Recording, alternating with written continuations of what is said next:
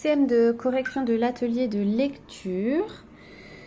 Donc là, on passe sur retrouver les idées essentielles d'un texte. Le premier texte, c'est une fable de La Fontaine qui s'appelle « La grenouille qui voulait se faire aussi grosse que le bœuf ».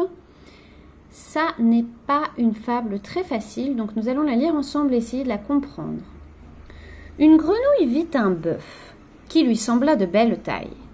Elle qui n'était pas grosse en tout comme un œuf.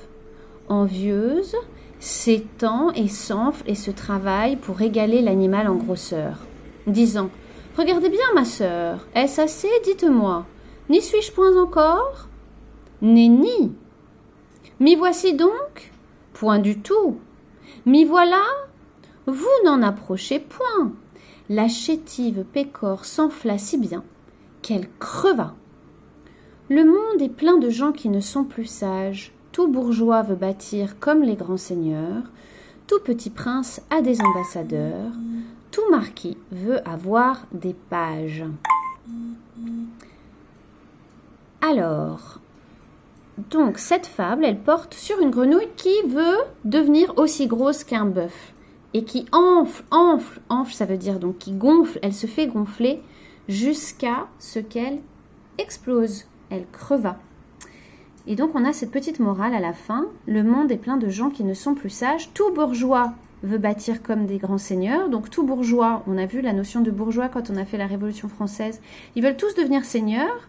Les princes, ils veulent tous avoir des ambassadeurs. Et les marquis veulent tous avoir des pages. Donc, ils veulent tous avoir quelque chose qu'ils n'ont pas, en fait. Comme la grenouille qui veut être grosse alors que c'est qu'une grenouille. Et elle veut être aussi grosse qu'un bœuf. Parmi ces propositions, quelle est celle qui correspond à la morale de la fable de La Fontaine? Eh bien, c'est que la sagesse, c'est de s'accepter tel qu'on est et ne pas toujours en vouloir plus. Il faut s'accepter tel qu'on est. On n'a pas besoin d'essayer de devenir aussi gros qu'un bœuf. Exercice 2. Pendant la récréation, j'ai volé le stylo de la maîtresse. C'est un vrai stylo magique. J'ai remarqué qu'avec ce stylo, elle ne fait jamais aucune faute. Pendant que la maîtresse était dans le couloir à surveiller que tout le monde accroche bien son manteau, je suis entrée rapidement dans la classe et j'ai pris le stylo sur son bureau. Rien de plus facile finalement. Quand elle s'est installée à sa place, elle a dit « Je ne trouve plus mon stylo noir ». Elle avait l'air embêtée. J'avais chaud tout à coup.